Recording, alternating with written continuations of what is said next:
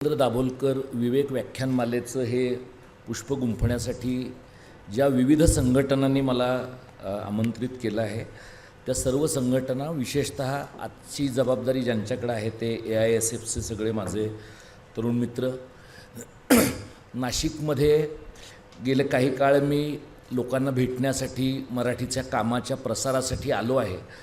त्यामुळे भेटलेले अनेक मित्र आणि सर्वसामान्य नाशिककर कैवल्यने माझा परिचय करून दिला।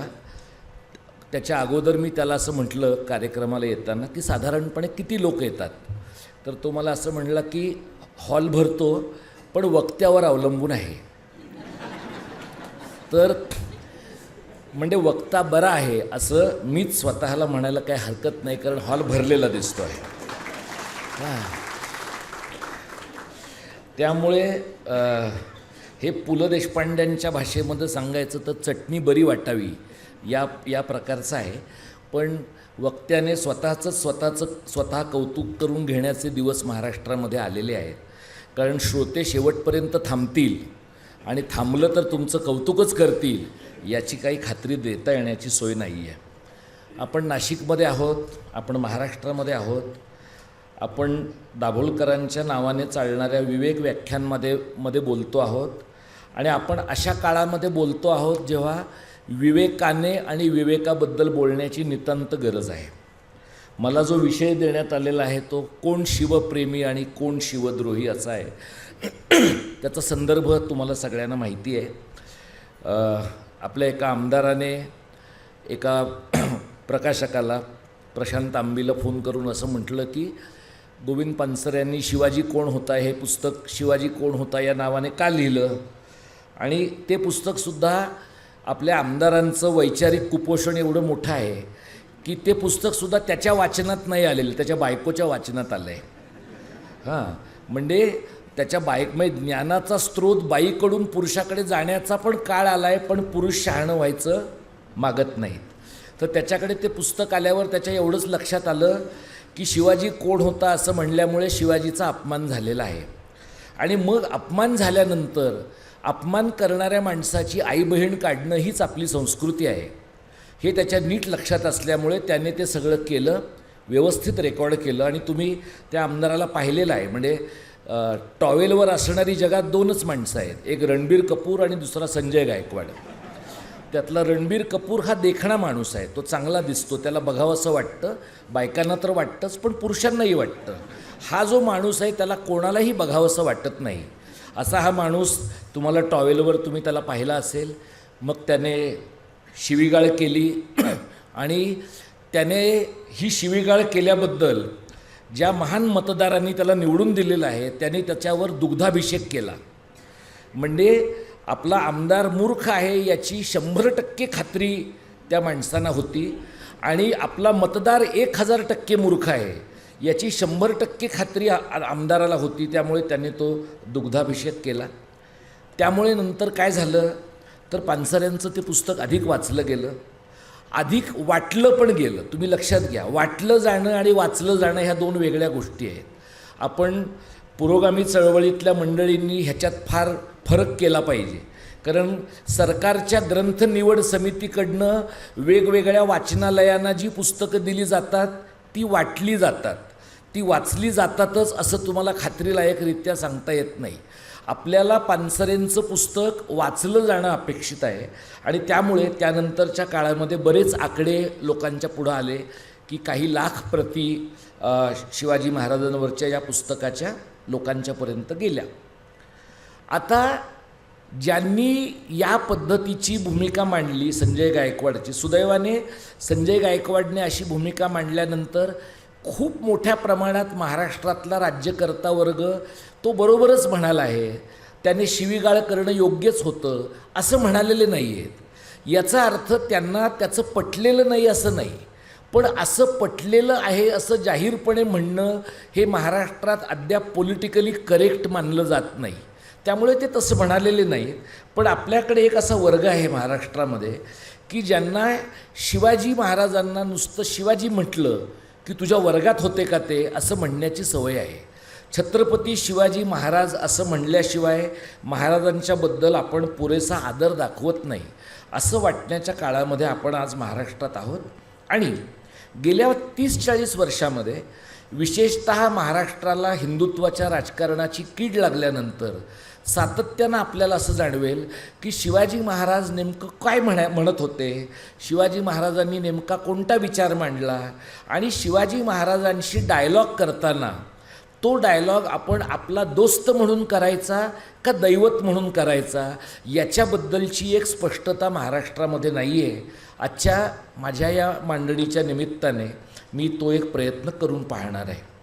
आपण साधारणपणे महाराष्ट्रामध्ये कोणाला शिवप्रेमी म्हणतो, तर महाराष्ट्रात असा एकही माणूस नसेल की जो जाहीरपणे मी शिवप्रेमी नाही आहे असं म्हणणार आहे, कारण तो जगूच शकणार नाही. म्हणजे समजा एखादा माणूस म्हणला की शिवाजी महाराजांमधल्या मला 99 गोष्टी आवडल्या पण एक गोष्ट आवडली नाही आणि ती ही आहे, असं म्हणण्याचं धाडस जर त्या माणसाने केलं तर तो जगणार नाही, त्या माणसाचा अंक चालू शकणार नाही, तो चॅनल चालवत असला तर ते ऑफिस टिकणार नाही. याचं कारण आपण समाज म्हणून शिवाजी महाराजांना बाकी सगळ्या सोडा, किमान काळाच्या मर्यादा असू शकतात हे पण आपण समाज म्हणून मान्य करत नाही. म्हणजे शिवाजी महाराजांनी त्या काळामध्ये जे काही बरं वाईट केलं, म्हणजे उदाहरणार्थ रांझ्याच्या पाटलाचा त्यांनी चौरंग केला, त्याचे हातपाय तोडून टाकले. आपल्याकडे कुठलीही बलात्काराची एखादी केस आता पेपरात आली की लोक काय म्हणतात, महाराजांच्या काळातल्या शिक्षा दिल्या पाहिजेत, त्याचा एकतर लिंगविच्छेद केला पाहिजे किंवा त्याचे हातपाय तोडून टाकले पाहिजेत. हे म्हणणाऱ्यांच्यामध्ये भले भले शहाणे लोक आहेत आणि त्यांच्या हे लक्षात येत नाही की आपल्याकडं कायद्याचं राज्य आहे आणि कायद्याच्या राज्यामध्ये तुम्हाला कठोरातली कठोर शिक्षा देण्यासाठी सुद्धा ड्यू प्रोसेस तुम्हाला फॉलो करावीच लागते. आणि ती जी ड्यू प्रोसेस आहे ती तुम्ही फास्ट ट्रॅक कोर्टात केलीत तर लवकर होईल. उमर खालिदच्या पद्धतीने तुम्ही करत राहिलात तर माणूस आयुष्यातनं उठेल पण प्रोसेस पूर्ण होणार नाही. परंतु तुम्हाला लोकशाही व्यवस्थेमध्ये प्रोसेस फॉलोच करावी लागते. महाराजांच्याबद्दल जर आपल्या मनामध्ये प्रेम असेल तर महाराजांनी त्यांच्या काळातली ड्यू प्रोसेस जी काही असेल मध्ययुगीन राजांची ती फॉलो केली असेल. आपण महाराजांचे प्रेमी असू तर समकालीन लोकशाही व्यवस्थेतली ड्यू प्रोसेसच फॉलो केली पाहिजे. तिथे याचे हातपाय तोडा, त्याची गर्दन छाटा, त्याला आभाळात फेकून द्या, या पद्धतीच्या शिक्षा सुचवणं हे माणुसकीला, शहाणपणाला आणि लोकशाही मूल्याला धरून नाही, हे आपण लक्षात घ्यायला पाहिजे. आता शिवाजी महाराजांच्याबद्दल प्रेम व्यक्त करणाऱ्या लोकांच्यामध्ये आपल्याकडे 2-4 प्रकारचे लोक आहेत.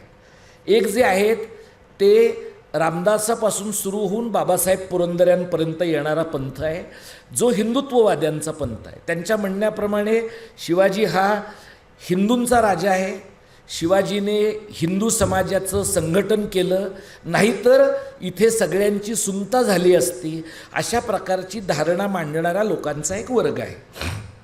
आणि तुम्ही जर पाहिलं, हे मी 2-3 ठिकाणी बोललो आहे आणि मला असं वाटतं की जिथे कलेचं भान असलेले लोक ज्या शहरांमध्ये आहेत त्या शहरामध्ये थोडंसं शिवाजी महाराजांच्या हिंदुत्ववादी प्रेमींच्या सांगीतिक विश्लेषणाचा काहीतरी नीट मागोवा घेतला पाहिजे. म्हणजे तुम्ही इमॅजिन करा की शिवाजी महाराजांवर बाबासाहेब पुरंदऱ्यांच्या खर्जातल्या आवाजामध्ये शिवकल्याण राजाचीचं जर निवेदन नसतं, लताबाईंच्या आवाजातली गाणी नसती, तर एवढं ते हिंदुत्ववादाचं शिवप्रेमी राजकारण महाराष्ट्रामध्ये पेनिट्रेट झालं असतं का? म्हणजे साधं तुम्ही पहा की ते डीपली पेनिट्रेट होण्याच्या प्रक्रियेमध्ये म्हणजे जेव्हा रामदासांसारखा माणूस असं म्हणतो की उदंड जाहले पाणी स्नान संध्या करावया, वर्षानुवर्ष आपल्याला ह्या ओळींमध्ये काही प्रॉब्लेम वाटलेला नाही आहे की पाणी उदंड झालं पाहिजे, हे बरोबर आहे, पण स्नानसंध्या करणं हेच पाण्याचं एकमेव उपयुक्त गुण आहे का? शेती करणं हा पाण्याचा उपयोग असू शकतो की नाही? पिण्याचं पाणी हे शेतीचा हा पाण्याचा उपयोग असू शकतो की नाही? पण उदंड जाहले पाणी स्नानसंध्या करावया हा कल्चरल हेजिमॉनिक भाग आहे. म्हणजे कोणाच्यासाठी त्या पाण्याचा उपयोग महत्त्वाचा आहे हे रामदास सांगतात, ते बाबासाहेब पुरंदरे त्यांच्या लेखनातनं मांडतात. आणि बाबासाहेब पुरंदरे आपल्याला असं म्हणतात त्यांच्या शिवचरित्रामध्ये, आणखी काय लिहू, शब्द संपले, असं शेवटचं वाक्य आहे त्या राजा शिवछत्रपतीमध्ये. ते झाल्यानंतर भल्या भल्या लोकांना एक प्रकारची भावनिक अत्यानंदाची अवस्था निर्माण झालेली आहे की आता खरंच काही लिहिण्यासारखं नाही आहे. पण त्याच शिवचरित्रामध्ये जेव्हा ते असं म्हणतात की शिवाजी महाराजांच्या मृत्यूनंतर लगेच पुतळाबाई सती गेली, इतिहास काय सांगतो? पुतळाबाई त्या दिवशी सती गेलेल्या नाहीत, पुतळाबाई नंतर गेल्या. पण ते ज्या प्रकारचं एक करुण रसातलं इतिहासाचं रंजक वर्णन करतात, त्यामुळे खरं सांगणं, वस्तुस्थिती मांडणं हे शिवाजी महाराजांच्या इतिहासाच्या मांडणीमध्ये न बसणारं तत्त्व आहे की काय असं वाटावं अशा प्रकारचं चित्र आहे. आता हे जे आहे हे आपल्याकडे लोकप्रिय कसं झालं, तर हे आपल्याकडे लोकप्रिय होण्यामध्ये रेडिओचा मोठा वाटा आहे, टी व्हीचा मोठा वाटा आहे, आपल्या वर्तमानपत्रांच्या बहुतांश ब्राह्मण संपादकांचा मोठा वाटा आहे. याचं कारण या सगळ्या मंडळींनी शिवाजी महाराजांवर प्रेम करण्याचा हायवे हा आहे, पायवाट दुसरी आहे आणि सर्व्हिस रोड तिसरा आहे, या प्रकारची व्यवस्था लोकांच्या मनामध्ये पक्की केलेली आहे. त्यामुळे ज्या वेळेला पानसरेंच्या सारखा माणूस शिवाजी कोण होता असं म्हणतो, त्यावेळेला बऱ्याच लोकांना हा माणूस शिवाजीवर प्रेमच करणारा नाही, कारण हा शिवाजीला एकेरी बोलतो, हा शिवाजीबद्दल अरे तुरे बोलतो, अशा प्रकारचं चित्र निर्माण करणं सहज शक्य होतं.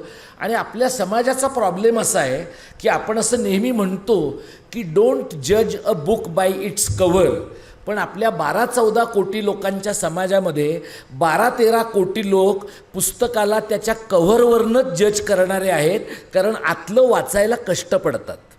तुम्ही अनेक लोकांच्या घरामध्ये बघा, अगदी शिवाजी कोण होता ज्यांच्या घरामध्ये आहे अशाही लोकांच्या घरामध्ये लोकांनी ते चाळलेलं असेल, वाचलेलं नसेल.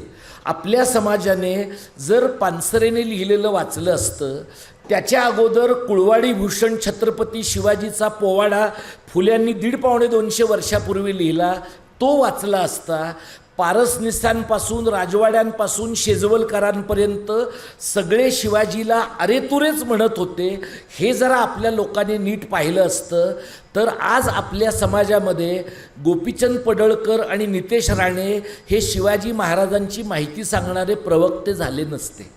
आपल्या समाजाच्या वैचारिक दारिद्र्याचं हे लक्षण आहे. आपल्याकडे शिवाजी महाराजांचा विचार मांडणारा जो दुसरा वर्ग आहे तो पुरोगाम्यांचा आहे. आता मी पुरोगाम्यांनी मला त्यांच्या व्यासपीठावर बोलावलेलं आहे आणि त्यांच्या व्यासपीठावरनं मी त्यांच्याबद्दल सौम्य क्रिटिकली बोललेलं चालेल ना? हां, कारण काय, नाही तर लोक असं म्हणणार तुला बोलवायचं, परत तुझं ऐकून पण घ्यायचं.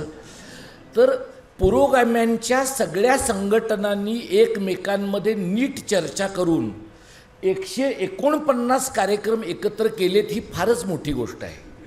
मी खरं सांगतो तुम्हाला, सर्व डाव्या पुरोगाम्यांनी एकत्र येऊन हे करणं, कारण मला खूप वर्षापासून असं वाटतं जाहीरपणे म्हणावं की पण जे काही उरलेले समाजवादी आहेत ते मारतील मला म्हणून मी बोलत नाही, ते की समाजवादी साथी गाती अनेक आवाजात, एका आवाजात आहे ते, पण अनेक आवाजात असं समाजवाद्यांचं आपल्याकडे झालं आहे.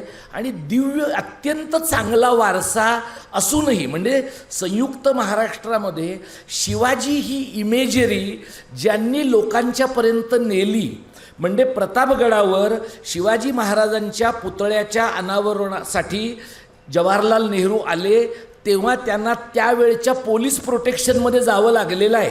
आणि तेव्हा त्यांना सांगावं लागलं यशवंतराव चव्हाणांना की लोक का निदर्शनं करतायत, आणि तेव्हा चव्हाण असं म्हणालेले आहेत की महाराष्ट्र झालाच पाहिजे आणि मुंबई मिळालीच पाहिजे असं लोक विचारत आहेत. तेव्हा नेहरूंनी असं म्हटलेलं आहे, पण त्यांना मुंबई कोण देत नाही आहे? तर कुणीतरी नेहरूंना सांगायला पाहिजे होतं, त्यांना थोडे बदाम खायला द्यायला पाहिजे होते की 2 वर्षापूर्वी तुम्हीच नाही म्हणाला होतात 56 साली. म्हणजे नेहरूंच्याबद्दल एरवी माझ्या मनात आदराची भावना आहे, पण मुंबईसह महाराष्ट्राच्या बाबतीमध्ये नेहरूंची भूमिका अत्यंतिक अनुदार होती, अत्यंतिक चुकीची होती. आणि डाव्या पुरोगामी मंडळींनी, समाजवाद्यांनी बाबासाहेबांच्या शेड्यूल्ड कास्ट तो पुतळा प्रतापगडच्या पावसामध्ये टिकतो, बरोबर. आणि तो सिंधुदुर्गाच्या समोरचा पुतळा वाऱ्याचा वेग वाढल्यामुळे पडतो.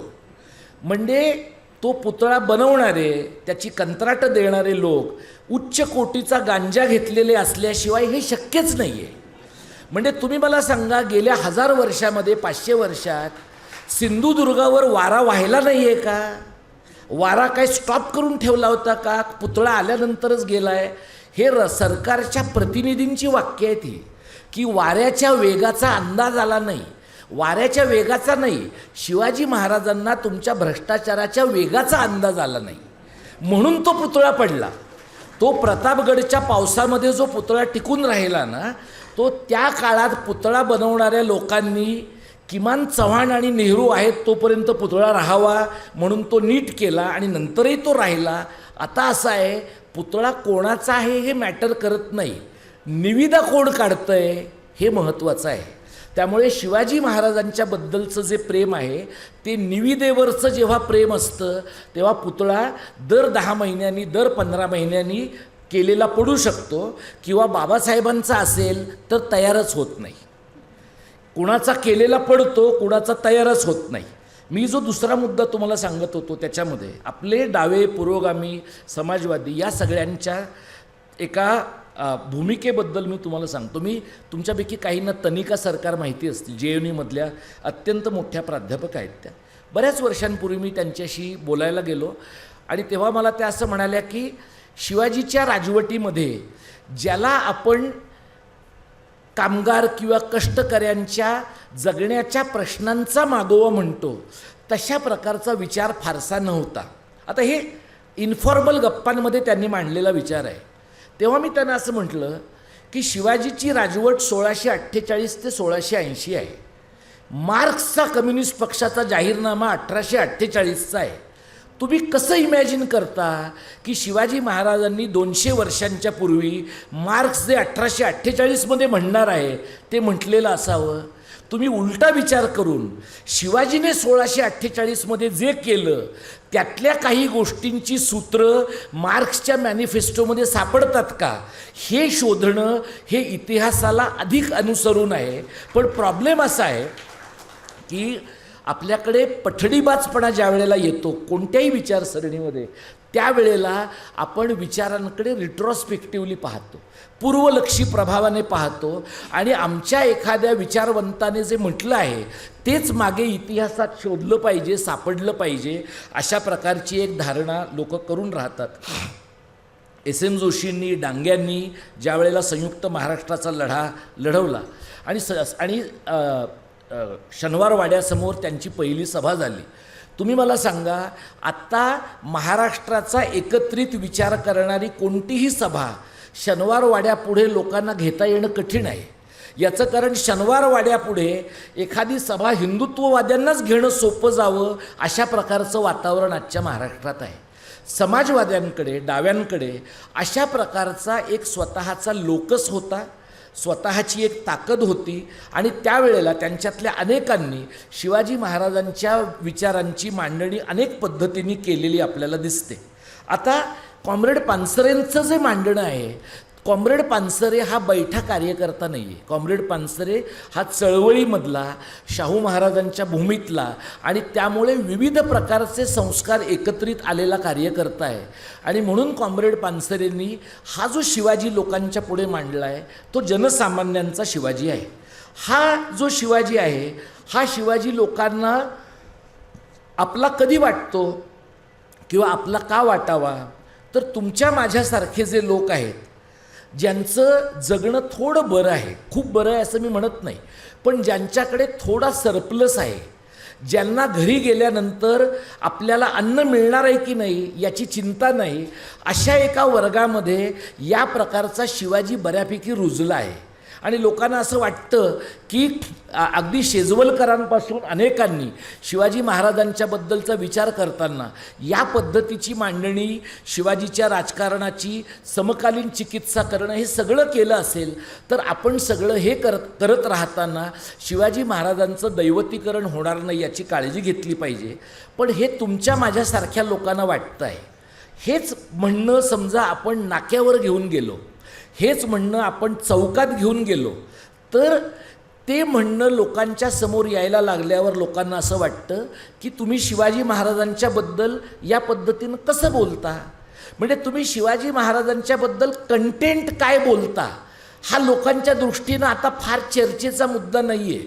कारण लोकांना हे माहिती होऊन बसलेलं आहे किंवा लोकांनी स्वतःपुरतं एक सॅच्युरेटेड स्वतःकडं माहिती घेतली आहे की शिवाजी महाराजांनी अफजलखानाचा वध केला. आता शिवाजी महाराजांनी अफजलखानाचा वध केला तर त्या अफजलखानाचं काय झालं हा एक वादाचा मुद्दा आहे. त्या कृष्णाजी भास्कर कुलकर्णीचं काय झालं हा दुसरा वादाचा मुद्दा आहे. आणि त्यानंतर शिवाजी महाराजांच्या राज्यारोहणानंतर त्यांच्या अष्टप्रधान मंडळातल्या ब्राह्मणांनी त्यांना काय पद्धतीनं वागवलं आणि मग शिवाजी हा ब्राह्मणेतरांचा नेता आहे का ब्राह्मणेतरांचा नेता आहे का हिंदूंचा नेता आहे, या प्रकारची संघर्षाची भावना शिवाजी महाराजांवर प्रेम करणाऱ्या लोकांच्या मध्ये पण आहे. इथे आपण डाव्या पुरोगामी मीमांसेच्या पलीकडे जाऊन ज्या वेळेला आपण फुले असतील किंवा शरद पाटील असतील यांच्या मांडणीकडे ज्या वेळेला वळतो त्यावेळेला फुल्यांच्या मांडणीमध्ये शिवाजी हा कुळवाडी भूषण आहे. आणि हा जो कुळवाडी भूषण शिवाजी आहे, तुमच्यापैकी काहींनी विशेषतः शेतकरी संघटनांमध्ये काम करणाऱ्या लोकांनी फुल्यांच्या या मीमांसेचा थोडा पुढचा विचार शरद जोशींनी त्यांच्या लेखनात केलेला दिसतो की मिर्झा राजे जयसिंगांच्या बरोबर शिवाजी महाराजांनी तह का केला, तर तो तह करण्याचं कारण सलग दुसऱ्या वर्षी या स्वराज्यामधलं पीक पूर्ण कापलं जाईल, उधळून टाकलं जाईल आणि आपला शेतकरी 2 वर्षाची पिकाची हानी सहन करू शकणार नाही. म्हणजे शिवाजी हा रयतेचा राजा होता. तो रयतेचा राजा असल्यामुळे रयतेचं नुकसान तो सहन करू शकणार नाही.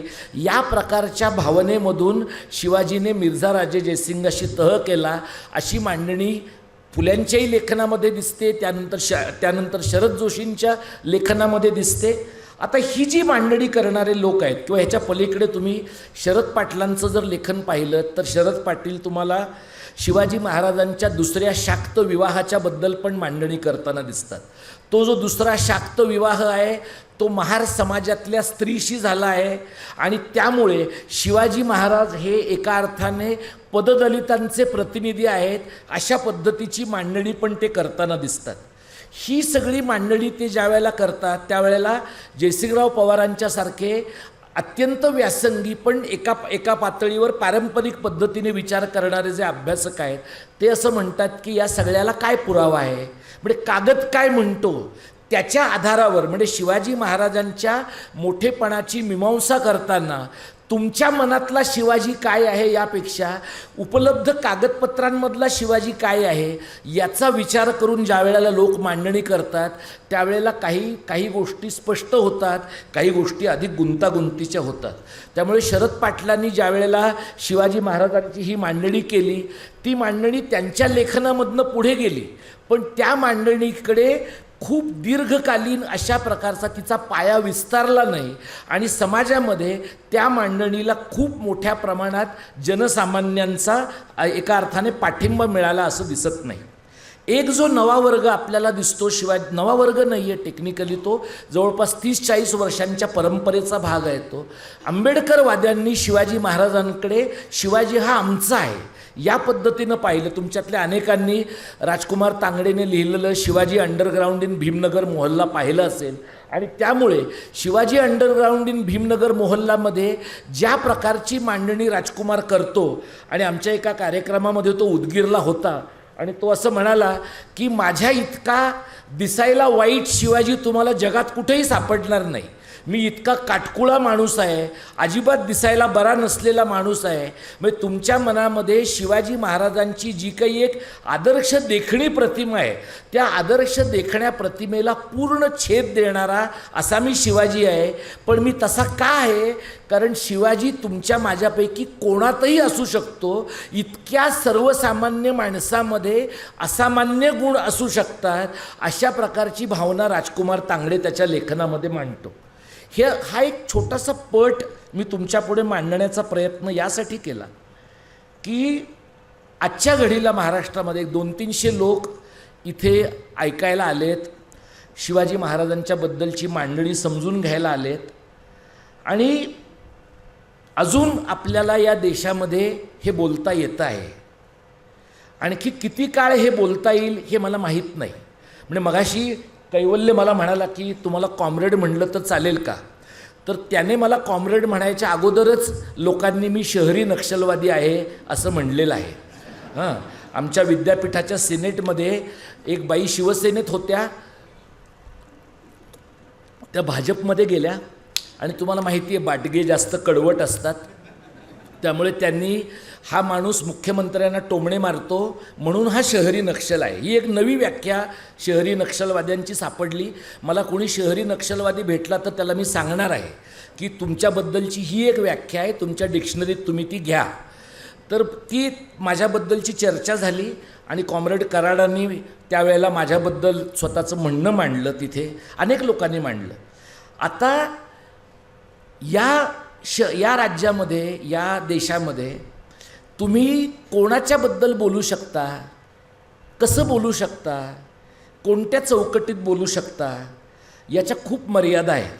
म्हणजे मी पवार आडनावाचा माणूस आहे, मराठा जातीचा आहे.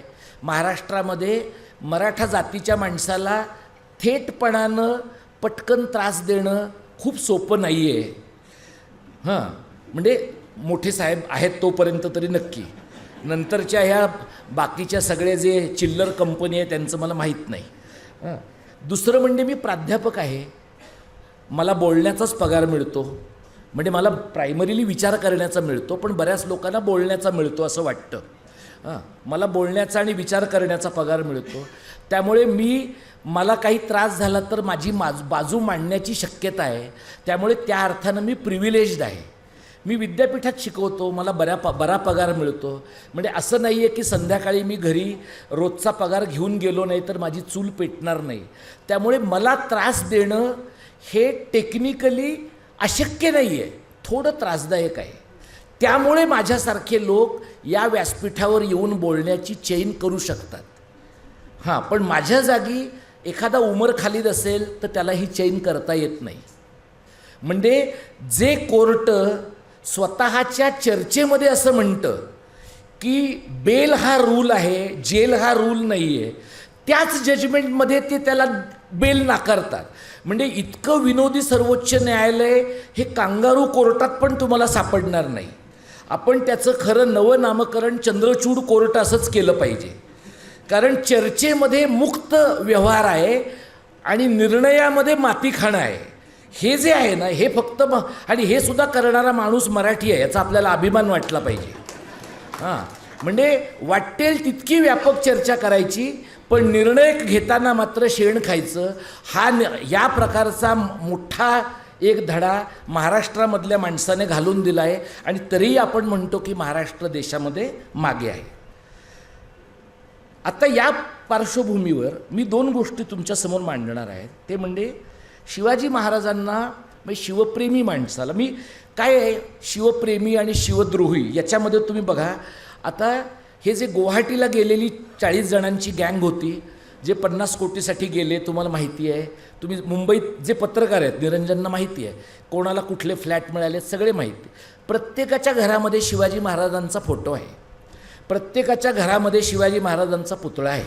म्हणजे महाराजांकडे जर खरंच काही त्यांचा काळ ओलांडणाऱ्या सुपरनॅचरल पॉवर्स असत्या तर त्यांनी अफजल खानासाठी वापरलेला बिचवा पहिल्यांदा गुवाहाटी गँगवाल्यांसाठीच वापरला असता.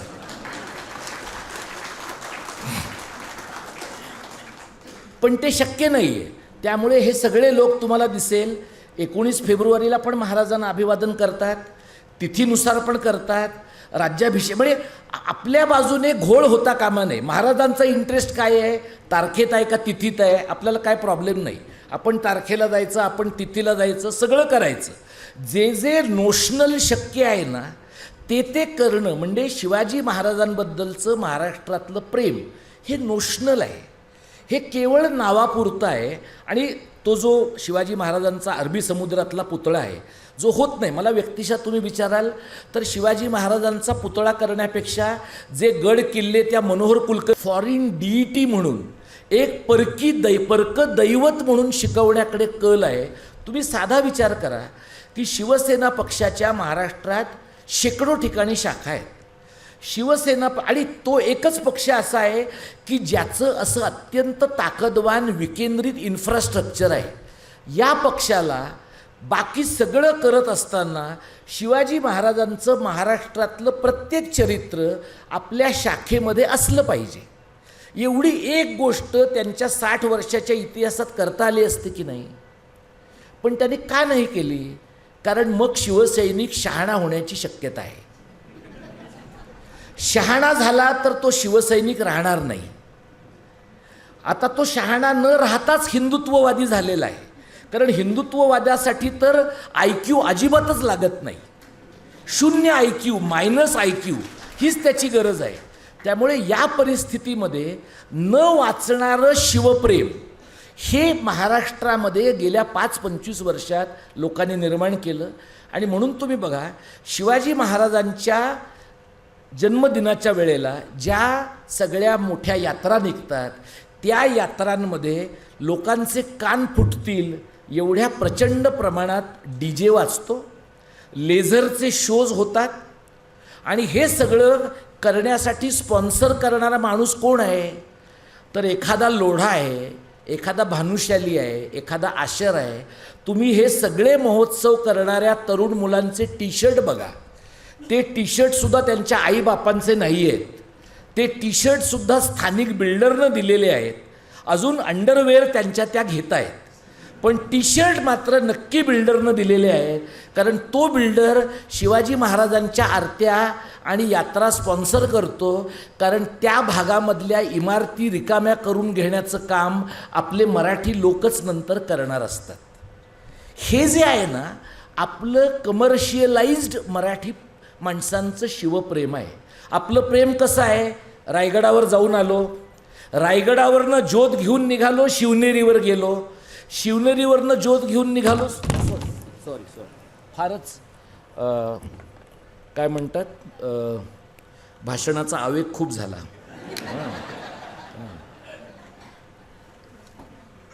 मग त्यांनी उभा महाराष्ट्र हादरवून सोडला असं न होता त्यांनी पूर्ण माईक हादरवून सोडला, अशी माझी नोंद होण्याची शक्यता आहे. असो, तर हे जे लोक आहेत बघा, आणि याला ना आपली सगळी डावी पुरोगामी मंडळीसुद्धा, आंबेडकरवादी मंडळीसुद्धा यालाच शिवप्रेम मानायला लागली आहेत. म्हणजे लोक काय म्हणतात, ते सगळं एवढं करतायत ना हिंदुत्ववादी, आपण थोडं तरी करूया.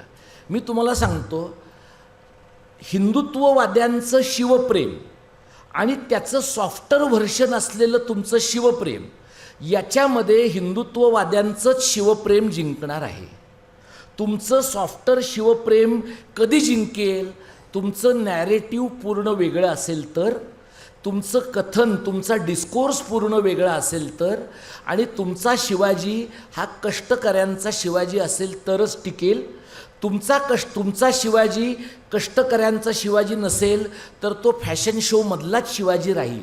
आणि फॅशन शोमधला शिवाजी RSSच्या लोकांना जास्त चांगला जमतो, कारण गेली 100 वर्ष ते फॅशन शोज करत आहेत. फॅशन शो ही त्यांची ताकद आहे. फॅशन शो हा त्यांचा USP आहे. त्यांची एक राजवटच फॅशन शोवर आधारलेली आहे.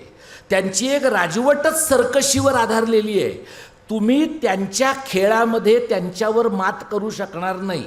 ज्या खेळात तुम्ही त्यांच्यावर मात करू शकणार नाही त्यामध्ये तुम्ही त्याच्यात नादाला लागता कामा नये.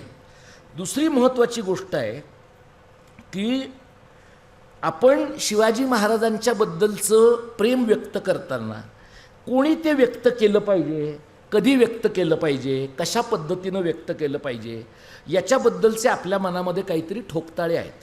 तर एक ठोकताळा आपल्या मनामध्ये असा आहे की शिवाजी महाराजांच्याबद्दल लोकांनी लिहिलं पाहिजे. आणि म्हणून तुम्ही बघा की आपले पंतप्रधान लोकसत्तेच्या कृपेने सातत्यानं लेख लिहितात. बघा, तुम्ही पाहिलंय का ते? आहे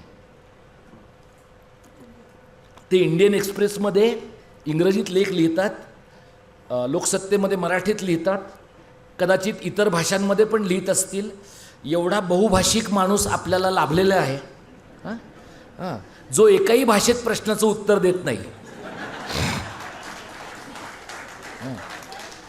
आणि ते आपल्याला कळण्यासाठी नॉर्वेत जावं लागतं आपल्याला.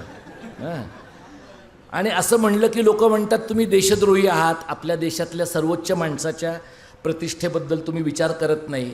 आपल्या देशातल्या सर्वोच्च माणसाने देशाच्या प्रतिष्ठेचा विचार केला तर आपण त्याच्या प्रतिष्ठेचा विचार करणं कर्मप्राप्त आहे.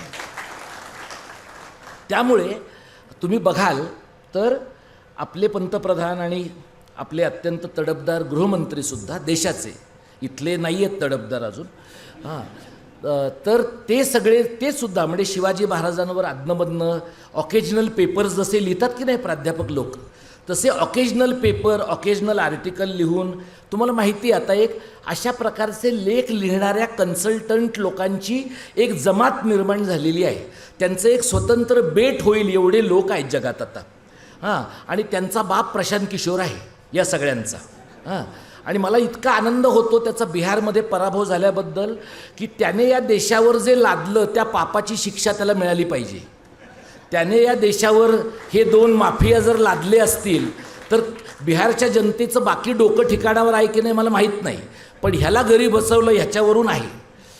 मी तुम्हाला सांगण्याचा मुद्दा असा आहे की आत्ता आपण शिवाजी महाराजांसारखी वेशभूषा करणाऱ्या कोणालाही शिवाजी महाराज मानू लागलेलो आहोत. शिवाजी महाराजांचं कोणतंही वाक्य उच्चारणाऱ्या कोणत्याही माणसाला शिवाजी महाराज मानू लागलो आहोत.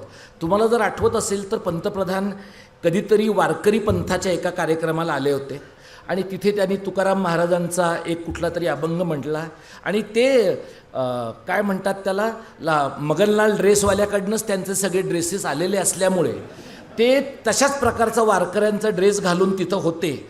आणि मग लोक पण असं म्हणतात की नाही संतांचे विचार त्यांच्या मनामध्ये रुजलेले आहेत.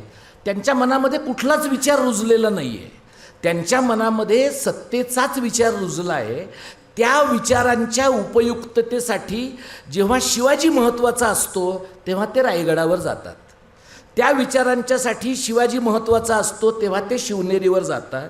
आणि म्हणून आपण आत्ताच्या काळामधले जे लोक आहोत, मराठी लोक आपण स्वतःला मानतो, मराठी माणसांच्या या महाराष्ट्रामध्ये राहणारे लोक आपण मानतो, त्यावेळेला आपल्या हितसंबंधांचा विचार आपण कसा केला पाहिजे, आपल्या शिवाजी महाराजांवरच्या प्रेमाला आपण इतरांच्या शिवाजी महाराजांवरच्या प्रेमापासून कसं वेगळं काढलं पाहिजे, तर मला असं वाटतं की थोडं खाली जमिनीकडे वाकून बघायला पाहिजे.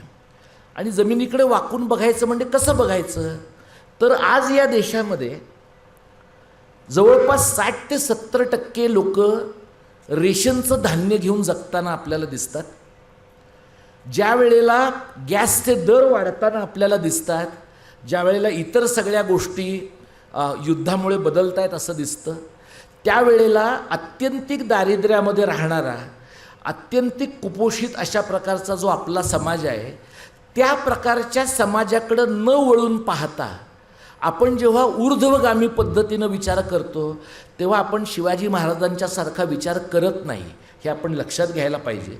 खाली का बघायला पाहिजे, तर तुमच्या माझ्यासारखा जो वर्ग आहे त्या वर्गाला किमान थोडंसं भयमुक्त राहण्याची चैन परवडणारी आहे. एक मोठा वर्ग या समाजामध्ये असा आहे की ज्याचं जगणं अशक्य आहे. म्हणजे आपण शिवाजी महाराजांच्या काळाचा उल्लेख करताना असं म्हणतो की त्या सगळ्या पुण्याच्या परगण्यावर गाढवाचा नांगर फिरवला गेला होता. हा गाढवाचा नांगर गेली 20-25 वर्ष महाराष्ट्रावर पण फिरवला जातो आहे. तुम्ही मला सांगा, लाडकी बहीण योजना हा गाढवाचा नांगर फिरवण्याचाच भाग आहे. हे बहिणींना कळत नसेल, बहिणींच्या नवऱ्यांना पण कळत नसेल, कारण थोडाफार खर्च बायकोचा परस्पर देवाभाऊकडनं आणि शिंदे भाऊकडनं निघतोय, पण अखेरीस सगळं तुमच्याच बोकांडी बसणार आहे.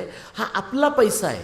त्यामुळे तुम्ही चारधाम यात्रेला सरकारच्या मदतीने जाल, ज्येष्ठ नागरिक पर्यटन योजनेला सरकारच्या मदतीनं जाल, आणि एक दिवस असा येईल की तुम्हाला पर्यटनाला नेणाऱ्या गाडीतलं पेट्रोलच वाटेत संपलेलं असेल आणि तुमच्यावर पुढं चालण्याची व्यवस्था सोयच राहणार नाही. हे जे आहे सरकारी यंत्रणेचं बकालीकरण, सरकारी यंत्रणेचं भणंगीकरण, या सगळ्याकडे तुम्ही शिवाजी महाराजांच्या चष्म्यातनं कसे पाहता? तर शिवाजी महाराजांनी ब्रिटिशांसारख्या बदमाशांना मिठावरचा कर लावताना रायगडावर बोलवून महिने तंगवत ठेवलं. हा त्यांच्या इकॉनॉमिक अजेंड्याचा भाग आहे. म्हणजे आपल्याला काय कळतं की शिवाजी महाराजांच्या राज्यारोहणाच्या कार्यक्रमात ऑक्झेंडन होता, पण ऑक्झेंडनचा पूर्ण प्रसंग जर तुम्ही पाहिलात तर त्याने काय प्रकारचं डिप्लोमॅटिक नॅरेटिव्ह केलं, शिवाजी महाराजांनी त्याला कसं वागवलं, शिवाजी महाराजांनी डचांना कसं वागवलं, त्यानंतर संभाजी महाराजांनी पोर्तुगीजांना कसं वागवलं, या पद्धतीने जोपर्यंत आपण पाहत नाही तोपर्यंत या राज्यकर्त्यांकडं आपण माणसं म्हणून पाहत नाही. आणि माणसं म्हणून कोणाला न पाहता त्याच्यावर प्रेम करणं हे एक प्रकारचं इन्फॅच्युएशन आहे. हे कल्चरल इन्फॅच्युएशन आहे आपल्या समाजाचं. शिवाजी महाराजांवरचं या प्रकारचं इन्फॅच्युएशन आपल्याला फार पुढे नेणारं नाही. आपण वाढत का नाही आहोत, आपण खुजा समाज का होतो आहोत, याचं कारण आपण नवा विचार करणाऱ्या माणसांचं ऐकतच नाही आहोत. मग तो आंबेडकरी चळवळीतला असेल, डाव्यांमधला असेल, इतर कुठल्याही वर्गामधला असेल. शिवाजी महाराजांच्यावर जर प्रेम करायचं असेल आपल्याला, तर आपल्याला नव्या माणसांचं ऐकणं, नवी माणसं जे लिहित आहेत त्यांच्या मागे बळ उभं करणं. म्हणजे आता किती मुलं आहेत बघा की खूप नव्या फॉर्ममध्ये रॅप असेल, मीम असेल, व्यंगचित्र असतील, अशा अनेक फॉर्ममध्ये लोक लिहित आहेत. त्यामुळे तुम्हाला रोज सकाळी जो व्हॉट्सॲपवर एक रतीब येतो बघा, अनेक लोकांना येत असेल, विशेषतः ज्येष्ठ नागरिकांना तो जास्त येत असेल, की खरा मराठा असशील तर हे पुढे पाठव, खरा हिंदू असशील तर हे पुढं पाठव. आपल्याला काय वाटतं, 2 GB डेटा तसाही आपल्या बापाचा आहे, ढकललं पुढं तर काय प्रॉब्लेम होतं आहे, असं म्हणून लोक ते पुढं ढकलत आहेत. मी तुम्हाला एकच उदाहरण सांगतो. आणि भाबडेपणा, मूर्खपणा आणि सामूहिक विकृती याच्यातली सीमारेषा कशी पुसट होते ते तुम्हाला कळेल. रेल्वेचा प्रवास करताना ज्येष्ठ नागरिक अशा 2-4 स्त्रियांना मी ऐकलं, त्या असं म्हणत होत्या एकमेकींमध्ये की तुम्हाला माहिती आहे का की तो व्हिएतनामचा प्रमुख हो ची मिन्ह रायगडावर आला होता. त्यांनी वाचलं आहे, हे व्हॉट्सॲपला वाचलं आहे, पण त्यांना खात्री आहे की व्हॉट्सॲप पे आया होगा तो सची होगा. जसं मोदीजीने कहा आहे तो सोच की किया होगा, तसं त्यांना वाटतं आहे. तर हो ची मिन्ह हा रायगडावर आलेला आहे. तो रायगडावर आला, अर्थातच रायगडावर गेला आणि त्याने महाराजांना अभिवादन केलं. ऑब्व्हियसली तो इथे आला कोण आहे, मग त्याला काही डिप्लोमॅटिक पासपोर्ट वगैरे सगळ्या भानगडी नाहीच आहे. डायरेक्ट तो बहुतेक लँड झाला इथे लँड झाल्यावर तो महाराजांच्या पुतळ्यासमोर गेला आणि त्याने त्यांना अभिवादन केलं. आणि तो असं म्हणाला, आता तो हे मराठीत म्हणाला का, कारण नाहीतर ह्या मावशांना कसं कळेल, पण कुठल्या तरी भाषेत म्हणाला असेल, नंतर ट्रान्सलिटरेट झालं असेल. तो असं म्हणाला की गनिमी कावा हे तुम्ही आम्हाला दिलेलं वरदान आहे. आता हे जे आहे ना, हे तुम्ही हो ची मिन्हचा इतिहास, जे कोणी थोडे अर्थकारण, राजकारण, आंतरराष्ट्रीय राजकारण पाहणारे लोक आहेत, हो ची मिन्ह रायगडावर गेल्याचं एक तरी उदाहरण तुम्हाला कुठे सापडतं का? पण हे जे लोक आहेत जे रोज सकाळी तुम्हाला सांगतात की राम जन्मभूमी बाबरी मशिदीपेक्षा 10% मागे पडली आहे, ताबडतोब जागे व्हा आणि राम जन्मभूमीला मतदान करा, हे पण तुम्ही पाहिलं असेल. हे जे लोक आहेत यांची एक फॅक्टरी आहे, ही निर्बुद्धपणाच्या निर्मितीची फॅक्टरी आहे. म्हणजे निर्मितीसाठी आपल्याला फार प्रयत्न नाही करावे लागत. या देशात पुरेसा निर्बुद्धपणा आहे. असं नाही आहे. फक्त तो निर्बुद्धपणा असल्याचं कळण्यासाठी आपल्याला व्हॉट्सॲपची निर्मिती व्हावी लागली. आधी आपला निर्बुद्धपणा विकेंद्रित होता, व्हॉट्सॲपमुळे तो केंद्रित झाला, लोकांना एकमेकांचा निर्बुद्धपणा कळायला लागला. तर हे जे आहे ना, जो होची मिन्हचं व्हॉट्सॲप फॉरवर्ड करतो तो पण शिवप्रेमी आहे. जो त्या मनोहर कुलकर्णीचं ऐकतो तो पण शिवप्रेमी आहे. मनोहर कुलकर्णीला कोणी वाढवलं आहे मला सांगा? पतंगराव कदम, जयंत पाटील, आर पाटील या 96 कुळी मराठ्यांनी त्यांना वाढवलेलं आहे. ब्राह्मणांनी वाढवलेलं नाही.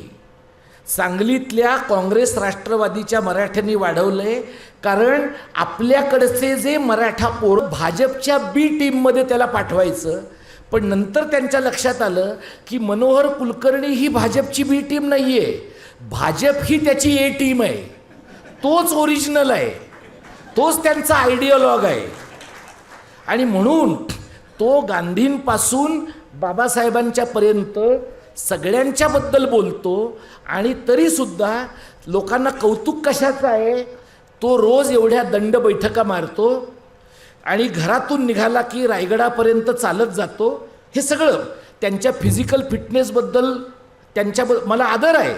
त्या फिजिकल फिटनेसबद्दल महाराष्ट्र फिजिकल फिटनेस भूषण असा काही पुरस्कार असेल तर महाराष्ट्र सरकारनं त्यांना द्यावा. पण त्यांच्या फिजिकल फिटनेसच्या नादापायी महाराष्ट्राचा मेंटल फिटनेस घालवण्याचं काय कारण आहे?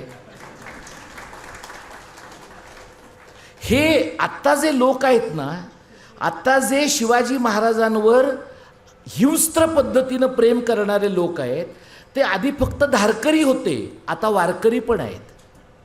म्हणजे त्या विकास लवांडेंनी मध्यंतरी जो मुद्दा मांडला की या वारकरी पंथात घुसखोर झालेत, मुळामध्ये त्यांच्या पक्षाला ते कळायला 40 वर्ष उशीर झाला आहे. हे घुसखोर 40 वर्ष आधी आले. म्हणजे ते एवढे इतका काळ आधी आलेत की त्यांच्याकडे आता 3-3 मोठ्या शाईच्या बाटल्या पण आहेत. म्हणजे हे मला बघायचं आहे की आत्तापर्यंत शाई फेकणं हे ॲक्च्युअली शाईची बाटली फेकणं इथपर्यंत मर्यादित होतं. मास स्केलवर शाई फेकण्याचा एक नवा कार्यक्रम त्या संग्राम भंडारेने सुरू केला आहे. म्हणजे हे खरं प्रेरणादायी काम आहे. यानंतरच्या काळात कोणाच्याही अंगावर शाई फेकायची असेल तर किमान 3 बाटल्या फेकता आली पाहिजे. मग थोडी टाकली तर ते आधीच्या रेकॉर्ड मोडणारं असणार नाही. हे जे लोक आहेत हे तुम्हाला दिसेल हे फेटल पॅकेज आहे.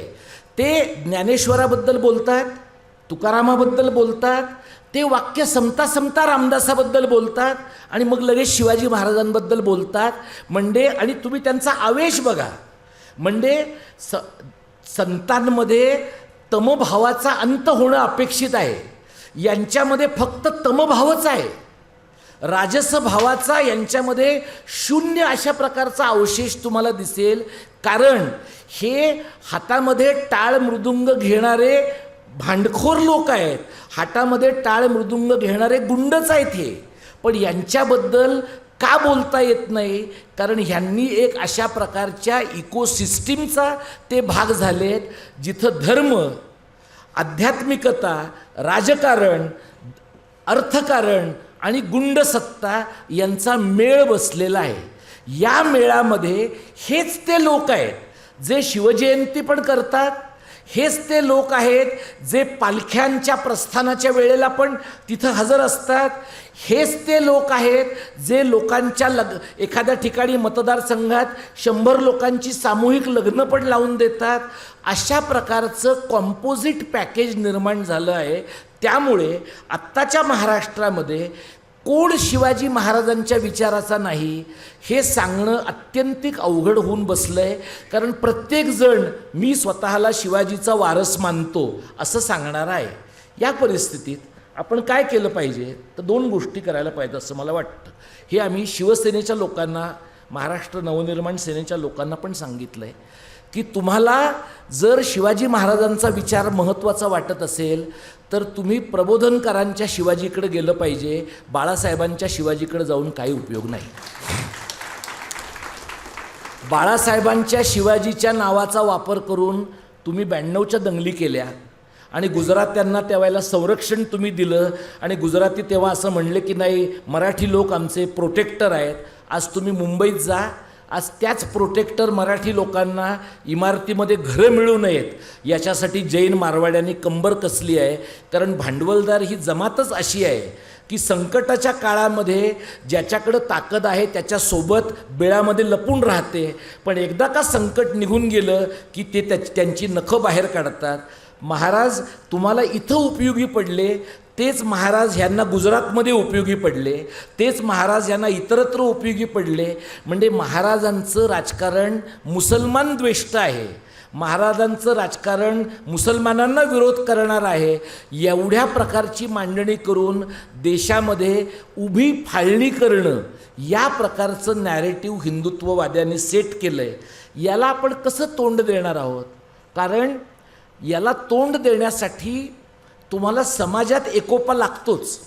आणि ते फक्त हे नाही सांगून चालत की आम्ही त्यांच्याकडे शिरकुर्मा खायला गेलो, ते आमच्याकडे लाडू खायला आले, किंवा कासाराने आमच्या गावातला कासारच बांगड्या भरायचा आणि आम्ही सगळे गावात गुण्यागोविंदाने राहत होतो. आपण सगळेच गावात गुण्यागोविंदाने राहत होतो, पण आज एकमेकांच्या उरावर लोक उठले आहेत, जीवावर उठले आहेत आणि त्याच्यासाठीची तैनाती फौज उभी आहे.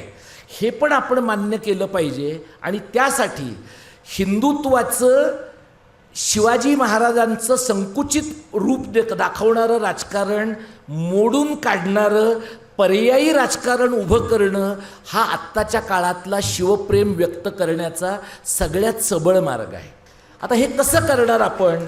तर हे मी जे काही काम आम्ही मराठी भाषेच्या संबंधातलं करतो, मला असं वाटतं की महाराष्ट्रामध्ये मराठी भाषा बोलणारा प्रत्येक माणूस, मराठी हिंदू असेल, मराठी मुसलमान, मराठी गावगाड्यातला जैन, ख्रिश्चन, बौद्ध, मराठी भाषा बोलणारा प्रत्येक माणूस आपला आहे, अशा प्रकारची भावना जोपर्यंत होत नाही आणि हा जो राजकीय समुदाय आहे त्या राजकीय समुदायाचं नवं राजकारण, नवं सांस्कृतिक राजकारण, महाराष्ट्र धर्माचं राजकारण आपण उभं करत नाही, तोपर्यंत आत्ताच्या या राक्षसी आणि पाशवी बहुमतवाल्यांना आपण पुरे पडू शकणार नाही. आता तुम्ही साधं बघा, विधिमंडळामध्ये यांच्याकडं 240 लोक आहेत, म्हणजे त्यातले किती 150 यांचेच आहेत. म्हणजे अगदी शिंदे सगळे फुटले, दादांच्या पक्षाचं कुठल्या तरी दिशेनं विलिनीकरण झालं तरीही यांचं कोणीही वाकडं करेल अशी परिस्थिती नाही आहे. आता या परिस्थितीमध्ये खरे संघर्ष कोणते आहेत आणि तोतया संघर्ष कुठले आहेत याच्याबद्दलचे एक भान आपल्या मनामध्ये पाहिजे. म्हणजे शिवाजी महाराजांवर प्रेम केलं पाहिजे याच्याबद्दल माझ्या मनात काही संशय नाही. आज शिवाजी महाराज असते तर कसं वागले असते? आज म्हणजे माझ्यासारखा माणूस मी समाज माध्यमावर सारखं लिहितो, म्हणजे कधी कधी मला असं वाटतं की माझ्या व्यसनाचा भाग आहे तो, म्हणजे सारखं रिॲक्ट होणं.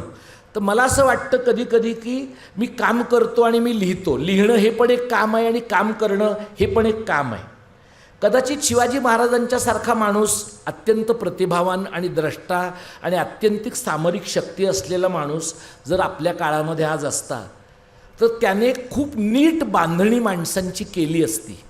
आणि नीट बांधणी माणसांची केली असती तर अगदी वाईट असं काहीतरी घडेल हे डोक्यात ठेवून पण अगदी काहीतरी वेगळं घडवण्याच्या दृष्टीनं बांधणी करणं, जे त्यांनी अफजलखानाच्या वधाच्या वेळेला केलं, जे त्यांनी शाहिस्तेखानाची बोटं तोडली त्यावेळेला केलं, किंवा जे त्यांनी आग्र्याहून सुटका करून घेतली त्यावेळेला केलं, किंवा दक्षिण दिग्विजयाच्या वेळेला केलं, या सगळ्या घटनांकडे टेम्पलेट म्हणून जर आपण नाही पाहिलं तर रायगड, शिवनेरी, सिंहगड, सिंदखेड राजा ही फक्त नवी पर्यटन स्थळं होतात. पर्यटन स्थळांमुळे आता फक्त सेल्फी काढण्याचं प्रमाण वाढतं, प्रेरणेचं प्रमाण वाढतंच असं नाही. तुम्ही आता बघा, अगदी स्वतःला शिवप्रेमी, शिवभक्त, पुरोगामी म्हणणारे लोकसुद्धा वाचण्यापेक्षा वाचतो आहे याचा फोटो टाकण्यामध्ये धन्यता मानणारे लोक खूप आहेत. तर हे पण जरा एकदा आपण थोडं बघायला पाहिजे की जर आपल्याला शिवाजी महाराजांच्याबद्दल काही वाटतं आहे आणि पानसरेंच्याबद्दल बोलणारा जो गायकवाड आहे त्याचं काही वाकडं होणार नाही बघा. एखादा काँग्रेसचा एखादा माणूस तो सुद्धा जागा राहिला तर सेनेचे तर लोक तेही करणार नाहीत, कारण सेनेच्या पण लोकांना शिवाजी कोण होता असं म्हणलेलं मनातून आवडत नाही. त्यांच्या पण लेखी शिवाजी महाराजांना कुणी एकेरी म्हणजे प्रेमानं सुद्धा एकेरी बोलणं हा ते अपमानच मानतात. त्यामुळे चुकून काँग्रेसच्या एखाद्या माणसानं असा प्रश्न टाकला तारांकित किंवा अतारांकित तर सरकार त्याच्यावरचं काहीतरी एखादं किरकोळ उत्तर देईल, त्याच्यामधनं हाती काही लागणार नाही. संजय गायकवाडचं काहीच नुकसान होऊ शकणार नाही कधीपर्यंत, जोपर्यंत तो बुलढाण्यात पडत नाही तोपर्यंत. तो बुलढाण्यात पडणार आहे का? तो बुलढाण्यात पडण्यासाठी EVMचं काय होणार आहे? तो बुलढाण्यात पडण्यासाठी आदल्या रात्री पैशांचे व्यवहार करण्याचं काय होणार आहे? म्हणजे माझ्याबरोबर आता जी सगळी तरुण कॉम्रेड मंडळी होती, तल्हा आहे का? हां, तर मला त्यांनी तल्हाच्याबद्दल सांगितलं. कदाचित तुम्हाला जाहीरपणे हे ऐकायला आवडेल का नाही मला माहिती नाही. एक चांगला कार्यकर्ता निवडणूक लढवतो, लोक म्हणतात आम्ही तुझ्यासोबत आहोत, त्याच्या धर्माचेही म्हणतात, इतरही म्हणतात. मग निवडणुकीच्या आदल्या दिवशी कसे पैसे घेता तुम्ही? निवडणुकीच्या आदल्या दिवशी तुम्ही पैसे घेता आणि BJPच्या माणसाला मतदान करता. मग तेव्हा कुठे जातं तुमचं तपोवनावरचं प्रेम? तेव्हा कुठे जातं तुमचं चांगल्या कार्यकर्त्याबद्दलची आस्था? आपल्यासोबत काम करणाऱ्या एका साध्या कार्यकर्त्यावर प्रेम करणं एवढी किमान गोष्ट जर आपल्याला जमत नसेल तर आपण काय दर्जाचे शिवप्रेमी आहोत? मी शिवाजी महाराजांनी गावातला मावळा गोळा केला, त्याला ताकद दिली आणि त्याला चेहरा दिला. तशा प्रकारचा चेहरा देणारा राज्यकर्ता म्हणून 400-450 वर्ष त्या माणसाची प्रेरणा आपल्याला आजही जाणवते. एकीकडे त्याचं नाव घ्यायचं आणि दुसरीकडे तशा प्रकारचं काम करू शकणारे आपल्यातले जे लोक आहेत त्यांचे पाय गुडघ्यातनं काढायचे, हे काही शिवाजी महाराजांवरचं प्रेम व्यक्त करण्याचा चांगला मार्ग नाही आहे. त्यामुळे जोपर्यंत निवडणुकीच्या आदल्या रात्री तुम्ही स्कॅनर पाठवून भाजपच्या माणसांकडनं पैसे घेताय किंवा धनदांडग्या उमेदवारांकडनं पैसे घेताय आणि आम्हाला या किल्ल्याला आणि त्या देवस्थानाला पर्यटनाला न्या म्हणून सांगताय, तोपर्यंत तुमचं पुस्तक, तुमचं प्रेम घेतलं तर या पुस्तकाच्या किमती एवढं आहे. त्यामुळे कॉम्रेड डिसलेनं बरं वाटेल, प्रशांतला बरं वाटेल. उद्या प्रशांत संजय गायकवाडच्या ऐवजी प्रशांत जेलमध्ये गेला तर त्याला जामिनाला लागणाऱ्या पैशाची थोडीफार सोय ह्याच्यामधनं होऊ शकेल. पण याच्या पलीकडे काही आपण मोठं ताकदीचं सक्षम असं उभं करू शकं असं नाही. सरतेशेवटी मी तुम्हाला एक सांगतो की आपण एक अत्यंत पोकळ समाज आहोत आत्ताच्या घडीला. आपलं नुसतं नावच महाराष्ट्र आहे, म्हणजे आपल्याला अभिजात दर्जा मिळाला आपल्या भाषेला, 2500 वर्षापूर्वीचा इतिहास आहे आणि आपल्याला सगळंच काहीही म्हणताना हे प्रिफिक्स लावायला आपल्याला आवडतं. सातत्यानं हे प्रिफिक्स लावायला ज्यांना आवडतं ना त्यांच्या कॉन्फिडन्सचा लोचा आहे, त्यांच्या क्षमतेचा लोचा आहे. तुम्हाला नुसतं तुमच्यामध्ये पुरेसं आहे याची खात्री नाही आहे, म्हणून तुम्हाला सारखं सातवाहनाकडे जावं लागतं, महानुभावांकडे जावं लागतं, ज्ञानेश्वर तुकारामांकडे किंवा शिवाजी महाराजांकडे जावं लागतं. तुम्ही 2500 वर्ष मागे जाताय, 25 वर्ष तरी पुढे जाणार आहात की नाही? 25 वर्षसुद्धा पुढं जाण्याची क्षमता जर आपल्या विचार आणि कृतीमध्ये नसेल तर मला वाटतं की काहीतरी बेसिकमध्ये प्रॉब्लेम आहे. आणि म्हणून आपल्याला जे लढायचं आहे ते शिवाजी महाराजांना हायजॅक करणाऱ्या नव्या हिंदुत्वाशी लढायचं आहे. शिवाजी महाराजांना हिंदुत्ववाद्यांनी सक्सेसफुली हायजॅक केलेलं आहे. म्हणजे डाव्यांमध्ये पुरोगाम्यांमध्ये खूप प्राध्यापक लोक आहेत. तुमच्या दृष्टीनं हा आपल्या सगळ्यांच्या दृष्टीनं केस स्टडी आहे आणि तो तुम्हाला ICSSRला नाही सबमिट केला तरी चालेल, एखाद्या सेमिनारमध्ये पेपर नाही वाचलात तरी चालेल, कारण सेमिनारचे पेपर काय दर्जाचे असतात तुम्हाला आणि मला माहिती आहे. पण अभ्यास केला पाहिजे की एखाद्या ऐतिहासिक व्यक्तीचं यशस्वी अपहरण करण्याचा फॉर्म्युला काय आहे. त्यांना हे शिवाजी महाराजांच्या बाबतीत जमलं आहे, त्यांना हे बाबासाहेबांच्या बाबतीत जवळपास जमत आलेलं आहे. गांधींच्या बाबतीत त्यांना ते जमत का नाही? कारण गांधींच्या बाबतीत त्यांच्या मनामध्ये दुस्वासच इतका आहे की त्यांना वाईट एवढं वाटतं की म्हातारा 3च गोळीत का मेला, जरा जास्त गोळ्या लागल्या पाहिजे होत्या, हा त्यांचा प्रॉब्लेम आहे. म्हणजे 40-50 गोळ्यांनी मेला असता तर त्यांना जरा आतून थोडं अजून बरं वाटलं होतं. पण दुर्दैवाने AK-47 तेव्हा नव्हत्या. नथुराम गोडसेला परवडली नसेल त्या काळामध्ये AK-47. हिंदुत्ववाद्यांकडे तेवढा पैसाही नसेल त्या काळामध्ये, पण त्यांचा दुस्वास तेवढा तीव्र आहे. बाबासाहेबांच्या बाबतीत त्यांच्या काय लक्षात आलं आहे की गांधींच्या बाबतीमध्ये गांधींवर नीट प्रेम करणारा माणूसच नाही आहे या देशामध्ये. गांधींवर सापेक्ष प्रेम करणारे लोक आहेत. डावे फावल्या वेळात करतात, गांधीवादी फावल्या वेळात करतात, आंबेडकरवादी फावल्या वेळात करतात.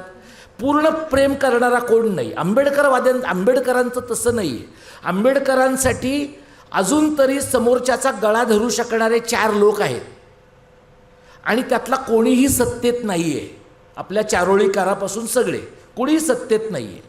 त्यामुळे हे जे आहे ना, त्यांना बाबासाहेब हायजॅक करताना ती भीती वाटते.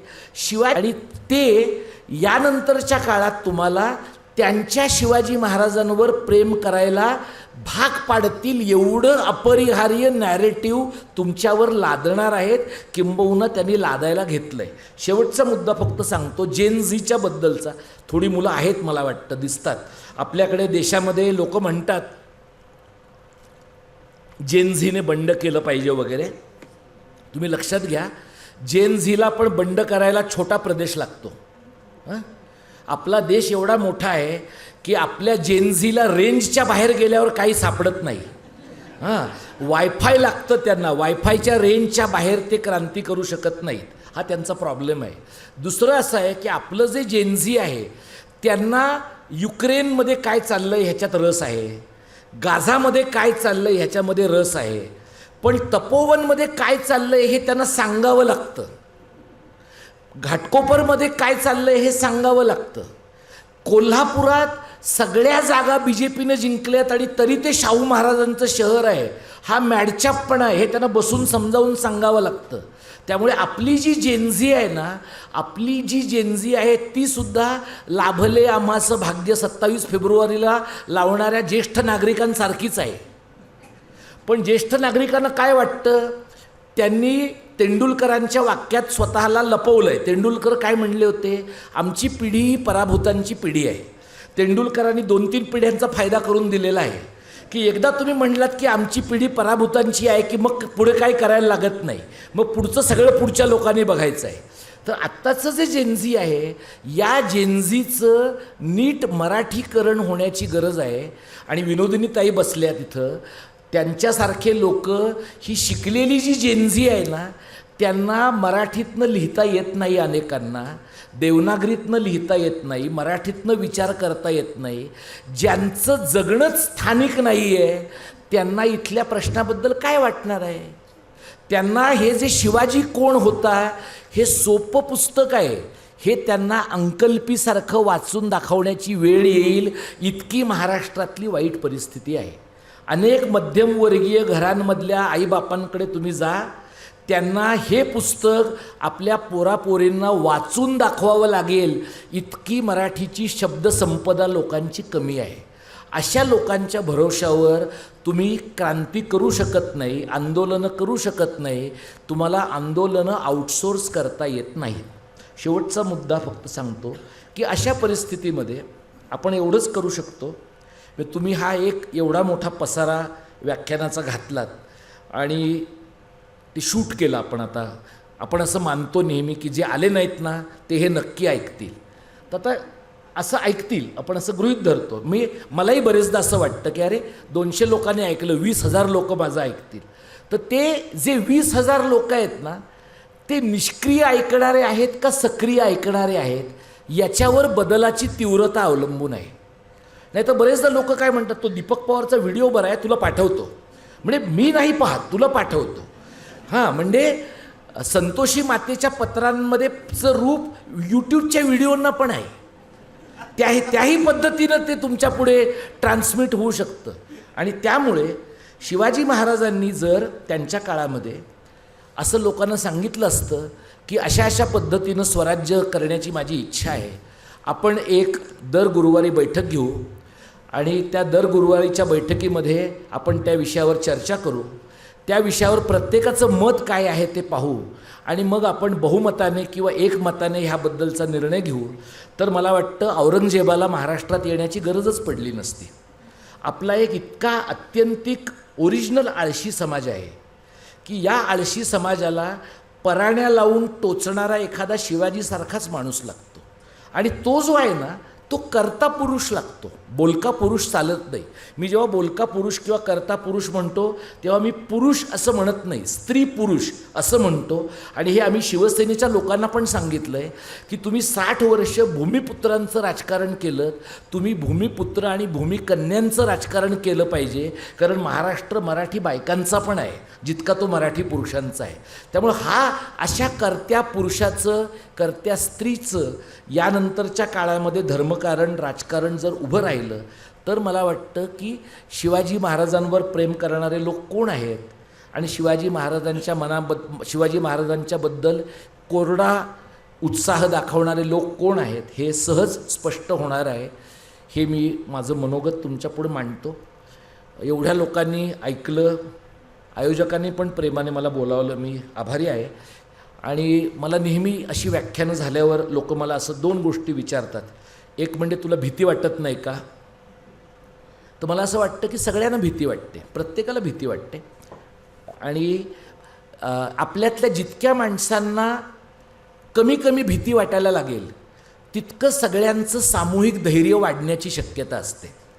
जेव्हा तुम्ही मला विचारता की तुला भीती वाटत नाही का, त्यावेळेला जर तुम्ही असं म्हणलात की ते भीती वगैरे तुझं पर्सनल प्रॉब्लेम आहे, आम्ही आपले श्रोते आहोत, तर मग तुम्ही माझ्यासारख्या काम करणाऱ्या माणसांच्या शोकसभेतले वक्ते असाल. इथे निरंजनसारखा माणूस आहे, त्यांनी जे काही सोसलं आहे तुम्हाला माहिती आहे. मला असं वाटतं की दुसऱ्या एखाद्या देशामध्ये या पद्धतीनं एखाद्या गोष्टीचा पाठपुरावा करणाऱ्या माणसाला पोलीस जर मिळालं असतं, आपल्यासारख्या देशामध्ये अशा गोष्टीचा पाठपुरावा करणाऱ्या माणसाला तो आणि त्याचं कुटुंब आनंदाने जगू शकणार नाही अशा प्रकारची शिक्षा मिळते. आणि तरीही आपण स्वतःला महाराष्ट्र म्हणतो, हा त्यातला एक प्रॉब्लेम आहे. आणि दुसरं, मला लोक असं विचारतात, अरे तू सरकारी नोकरीमध्ये आहेस, तू कसं काय बोलतोस, तुला काढलं नाही का? तर लोक हे उत्सुकतेने विचारतायत का अपेक्षेने विचारतायत हे मला कळत नाही. हां, तर मला तुम्हाला सांगायचं असं आहे की मी नोकरीमध्ये असणं तुमच्या पण हिताचं आहे. कारण समजा मी नोकरीमध्ये नसेल तर तुमच्यातले जे थोडा खिसा मोकळा करणारे लोक आहेत त्यांच्या खिशाला एक फट माझं घर चालवण्याची पण लागणार आहे. त्यामुळे मी जोपर्यंत नोकरीत आहे तोपर्यंत माझा तुम्हाला त्रास नाही आहे. असलाच तर माझ्या विचारांचा आहे, पण माझा अदरवाईज तुम्हाला त्रास नाही. पण माझ्यापेक्षाही प्रतिकूल परिस्थितीमध्ये भांडणारे आणि लढणारे जे लोक आहेत त्यांच्यासाठी समाजाने स्वतःचा खिसा मोकळा केला पाहिजे, अत्यंतिक मोकळा केला पाहिजे. म्हणजे लालबागच्या राजाच्या गणपतीच्या त्या उंदराच्या कानात बोलणारे आणि पैसे त्या गुप्तपेटीत टाकणारे बिंडोक लोक आपल्या समाजामध्ये आहेत. आणि वेगवेगळ्या देवस्थानांमध्ये, मी देवस्थानं असं म्हणतो, देवळं म्हणत नाही, मग नंतर लगेच मग तुम्हाला मुसलमानांच्या मशिदी दिसत नाहीत का? आम्हाला सगळं दिसतं.